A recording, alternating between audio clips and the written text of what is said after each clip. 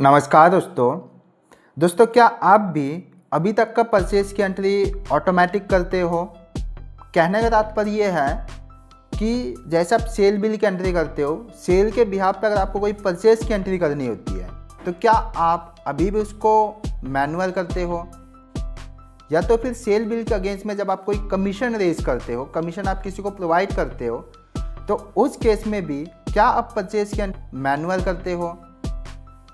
दोस्तों अगर आप परचेज की एंट्री किसी भी वे में मैनुअल करते हो तो आप इस टीडीएल के माध्यम से आप उस ऑटोमेटिक करते हो, परचेज की एंट्री आप डायरेक्टली सेल से क्रिएट कर सकते हो। कैसे? यहाँ पे दोस्तों जो सिनेरियो है वो ऐसा है कि जब भी हम सेल बिल जनरेट करते हैं किसी पार्टी को, बट ये सेल बिल जो है हम किसी एजेंट के थ्रू करते हैं, तो फाइनली क्या होता है कि हमें उस एजेंट को भी कुछ ना कुछ कमीशन देना पड़ता है। तो यहाँ पे दोस्तों उसी एजेंट को हम कमीशन देंगे, परचेज की ऑटोमेटिकली एंट्री करेंगे बेस्ड ऑन सेल बिल के। कैसे करेंगे चलिए जानते हैं। सबसे पहले दोस्तों इसके लिए आपको जो भी टीडीएल आपको मिलेगा, ये टीडीएल अगर आपके पास में अभी तक नहीं है तो आप वेबसाइट से इसको परचेज कर सकते हो, या तो फिर दिए हुए नंबर से आप कॉन्टेक्ट करके आप हमसे कनेक्ट कर सकते हो। चलिए टीडीएल को लोड करके मैं ऐड ऑन फीचर से इनेबल करने की प्रोसेस सारी कर देता हूँ।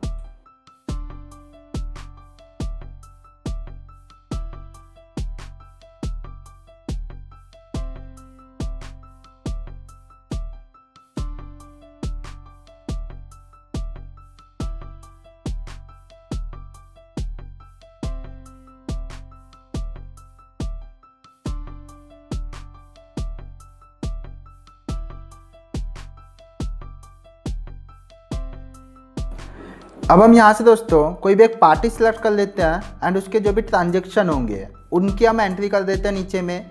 बट ये एंट्री जो हमारा है वो अकाउंटिंग मोड पे हो रहा है।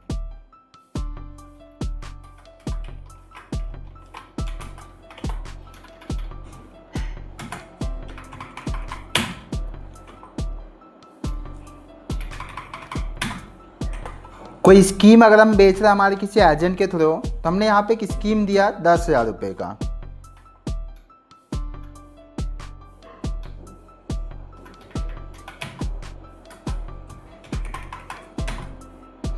तो यहाँ पे आप देखिए हमारा टोटल बिल जो बन गया वो बन रहा है 15,000 रुपये का, जो कि हम सेल कर रहे हैं। कोई टैक्स अगर हमारे पास में एप्लीकेबल है तो हम लगा सकते हैं यहाँ पे।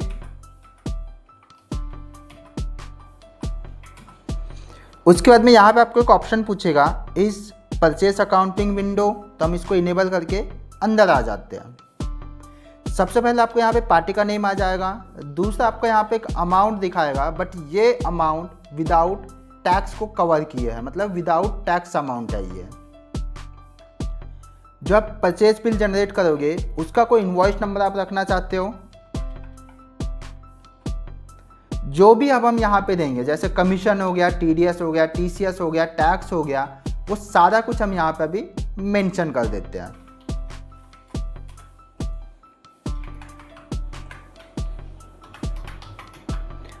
टीडीएस एंड टीसीएस को आप माइनस में डाल सकते हो या प्लस में डाल सकते हो, जो भी आपकी रिक्वायरमेंट है।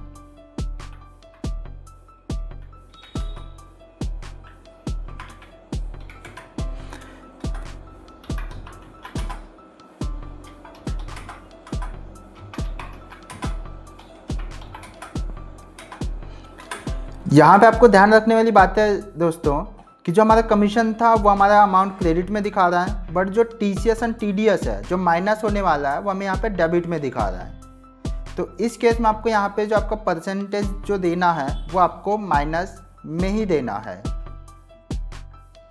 कोई रिमार्क अगर आप सेट करना चाहते हो आप यहाँ पे कर सकते हो।